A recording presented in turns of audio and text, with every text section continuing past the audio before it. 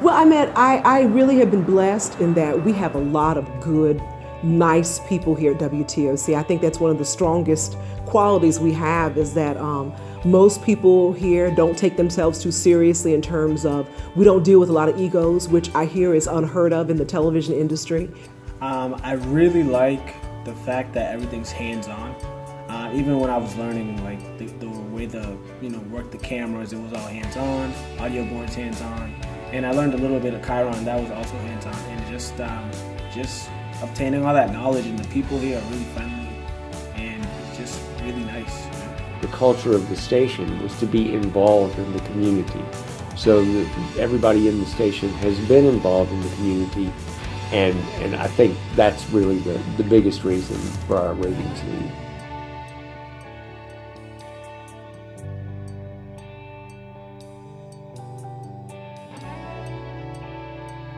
WTOC actually started as a radio station in the 20s, so there wasn't a radio station in Savannah, and there was an organization that's kind of like a Chamber of Commerce now. It's called the Junior Board of Trade.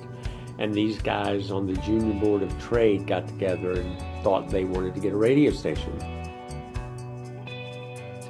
One of the gentlemen who was involved with that Junior Board of Trade was a gentleman named William Knight. And Mr. Knight was a drugstore owner. I think he had actually a chain of drugstores around the area. And he somewhere, and I'm not exactly sure where the idea came, but he got the idea to become a television station. So Mr. Knight, and somehow, and I'm clouding on this as well, how the Knight family ended up owning WTOC, which had up until, well, as far as I know, up until the television station, been owned by that Junior Board of Trade. But at any rate, Mr. Knight paid the money, got an affiliation with CBS, put a tower up in downtown Savannah, got cameras, and took the big risk and started WTOC on Valentine's Day, 1954. It was a lot of different things I could do. I started in the studio, teleprompter, and I worked my way up. Now I'm Chiron, audio. Sometimes I get to direct stuff. I go shoot sports. I shoot some stories. I write for the web. I edit. Everything. It's really all the work you put in. I am the anchor of the 5:30 and the 11 o'clock newscast here at WTOC. I also anchor a 10 o'clock hour-long newscast that is recorded here live in Savannah, but it broadcasts in the Augusta television market. And I also do a talk show that's once a week on Bounce TV called Bounce Around Savannah. Well, right now I'm one of the main Chiron people, so I deal with all the graphics you see on camera, like the OTSs, the lower thirds, the stingers, boxes, full screens. I'm in charge of making sure they're in the correct order, there's pictures attached, and playing them out when the director says to do so. And I'm also in charge of the pre-sys playout, which is our videos. And making sure whenever a producer kills something, I'm the one in charge of making sure everything lines up with 1, 2, 3, 1, 2, 3. None of the video channels overlap each other. Like you have going from a VO to a SOT, and they're not in the same channel.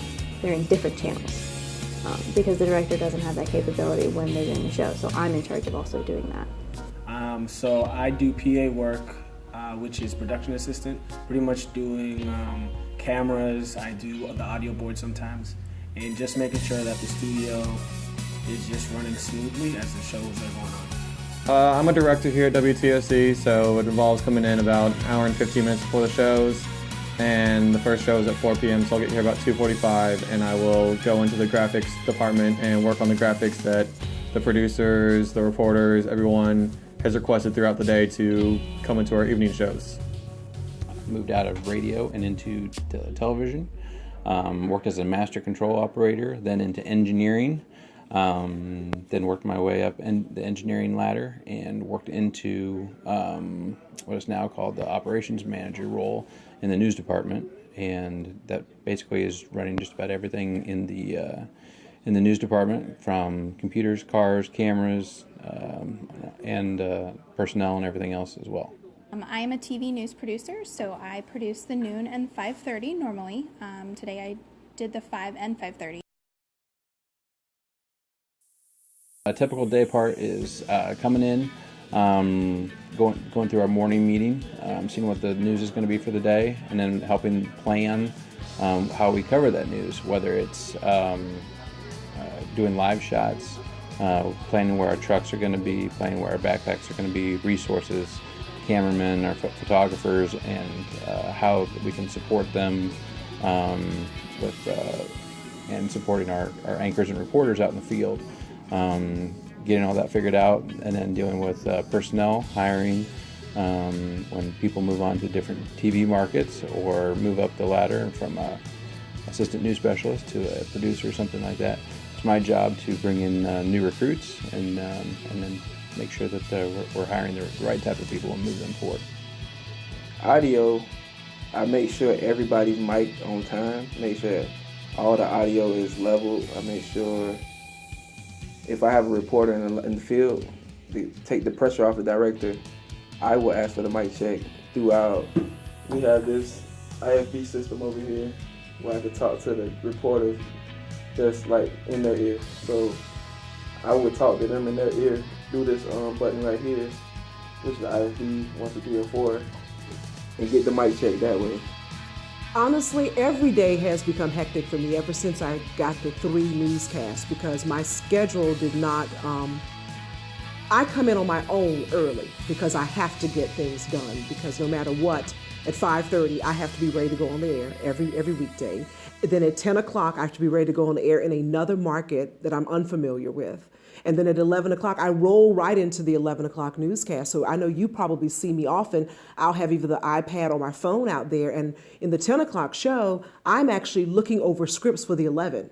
Yeah, so there's different things that can happen throughout a newscast that aren't necessarily planned, like a live shot you have ready and it's your next story, but all of a sudden their shot is frozen or you don't have it anymore. So the anchor is trying to toss to a person that's not there anymore and you're having to come up with some sort of backup plan, trying to get everyone to the next places because they're playing on this next shot, but this next shot's not available, so you have to come up with a plan B to get the rest of the newscast going so that everyone, because the show must go on, it doesn't just stop because one part of it's not there. So you have to keep rolling with the punches and see what all you can get out of a newscast because you got to make sure that you have a time to fill the whole show. Just because one thing's not there doesn't mean you can't do it anymore. So when I come in the morning, I create a new rundown, my new rundowns for the day, and then I go through my email and kind of get myself acclimated to what's going on for the day. And then from there, we have our morning meeting where we discuss what the local stories are that we will be doing for the day, and which stories will be in what shows. And so from there, I go in and plug it into my rundown and decide the order that I'm going to display it to the audience. And then from there, I go and find regional and national stories to fill my show, and put it in the order again the way that I want the audience to be presented to the audience, and go from there. And then I write the stories, find the video, and make sure that all the graphics and everything is in there so that it is presented to the audience exactly how I would like it. So we have been the consistent #1, and I'm talking about huge differences. They're ratings posts, so you can go take a look yourself. And that gives me a tremendous sense of pride, but it also lets me know there's a wonderful responsibility. People trust what we say, they depend on us to be there, and they depend on us to be right.